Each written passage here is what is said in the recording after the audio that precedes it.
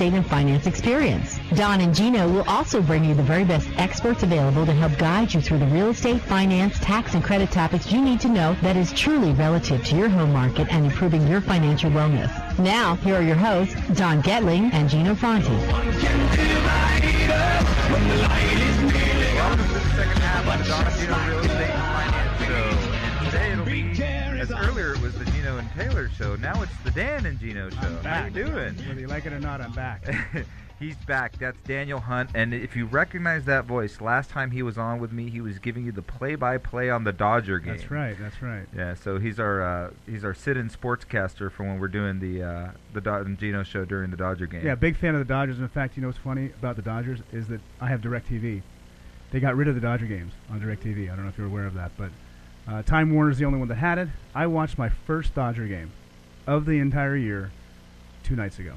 Wow. I taped it. It was on ESPN. I got to tape it, and I watched my first Dodger game. So I got my fix, at least for a little while. I'm dying already, though. I need another one. I got to tell you, I know this whole TV situation. I know that Don was listening last night to the Kings game on his cell phone through an app, and I was like, "What are you doing? You have a TV right here." He's like, "We don't get it through Time Warner." So there's, so we have Time Warner here in the office. So here's the moral of the story, Dan: is you could come watch your Dodger games here, right? But we'll go watch Kings games at your house. Perfect. How about that? It's a good trade-off. So if you're just joining us, it's the Don and Gino Real Estate and Finance Show, and we're during our real estate hour now. So Daniel Hunt with Cherry Creek Mortgage is joining me today. And Dan, I want to bring him up to speed on what's happening in the real estate market. And one of the things that Don and I have been talking about for, I can go out on a limb and say about 8 months now, as we were talking about the flattening of the appreciation curve. And the Case-Shiller report is finally starting to show that. And I want to make sure that, the general media, we want to forewarn you, they may jump on this as the next big bubble busting. And I don't see that happening. I still see modest appreciation. We still have homes being purchased if they're listed at the right price. And we still have multiple offers in some situations as well. Yeah, I don't see the price of the the stagnation of the prices happening just yet. Obviously, it's slowed down. We're not going to have 20% returns every single year. That's impossible, and it shouldn't happen that way. In fact, if we had that would be very unhealthy. It would be like back to the 05, 06 days. And here we go again. Yeah, we don't want that. We do have short memories in this business, though. Yeah. It is kind of funny. I was talking to somebody yesterday, and they were saying how short a memory the mortgage world has. And they're talking about, we talked a lot about this in January, is this QM versus non-QM mortgage products. And there's a lot of alternative mortgage products coming to the market soon, really to fill the gap between what the Fannie Mae, Freddie Mac, and FHA products haven't picked up. And that's a good thing. It is a good thing. There's so many products out there that they used to have that were good products that they no longer have that actually hurt people, I think. Actually, you bring up a good point. I don't know that any product that we had was a bad product. I think every single product available was a good product. The question was, did you give the right product to the right person?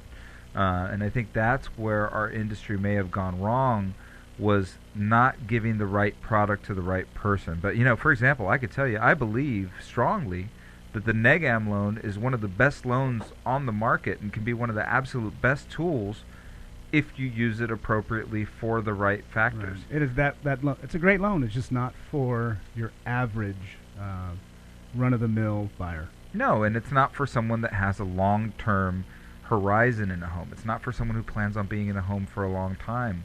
It's for someone that has a specific goal in mind, like I did when I bought my first property.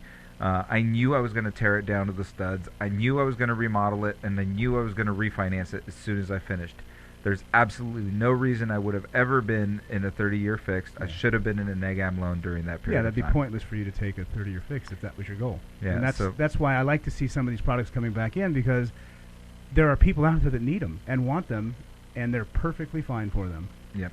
Especially if you have, I ran this client by you the other day. He has 50% equity in his house. So he has 50% equity. It's a $1.5 million home. He owes about $800,000 on. He's got $700,000 in the bank, and he can't get a loan right now because his debt-to-income ratio is over 45%. Yeah, yeah. So there's absolutely good product coming to the market, and one thing besides product, Dan, that I want to touch on because I think it's going to be fueling our real estate market going forward this year is I want to talk a little bit about interest rates. Tell me a little bit about what you've seen in the last few weeks with interest rate and what impact you think that'll have on our real estate market. Well, I thought they were great last week, and then they got better this week. They've just been going down. It's been fantastic. In fact, I've gotten 3 or 4 emails in the last 2 days from people that want to refi, that are looking to refi, that are already at 4.75% and can potentially go down to 4 and even, in their particular situation, I told them maybe you just get it down to 4.25 with no cost. I mean, you're not paying anything for it, so why wouldn't you do it? Yeah, that's actually something interesting, and I know that Dan and I will go over all your options. Is you have no-cost options, low-cost options. You even have high-cost options where you may pay a couple of points to get a loan. Yes, I said the bad word, points. Ooh. The reality is one of the best loans I ever did for myself on one of my properties, I paid almost 3 points. And being in the mortgage business that I wasn't paying anybody to do the loan, I was doing it myself, and I still paid 3 points. People say, you're crazy. Why would you ever do that? And I knew that I was going to hold that loan for a really, really long time. I've now held that loan since 2002. It's still a great loan. I still haven't refinanced it. It was the right move at the right time. Right. I mean, it's a lot of points to pay. That's not typical, but if you're getting the right rate at the right time, why not? Well, what's interesting is, at the time, so there's strategy behind that, right? So I knew that eventually I wasn't going to be in that home down the road and that it was going to become an investment property. So when a home goes from your primary residence to your investment property, interest rates will be higher on those properties going forward anytime you try to do anything with it. So I knew it was my last opportunity to get an owner-occupied loan on that property. And if it was a purchase, right? No, I was still living in the property. That was actually a refinance. Oh. But if it's a purchase, those 3 points are tax deductible too. So that's true because they're treated as interest. Right. Tax. What's the new word? There's a new word for this, folks. It's not tax deductible anymore. It's tax deductible eligible or something like that. Tax eligible. Right. And the reason for that is that if you didn't have enough expenses, you may not qualify to utilize those, or if you made too much money, you may not qualify to write off interest as well. But typically, points are treated as interest, so if you can deduct interest, you could typically deduct points. Right.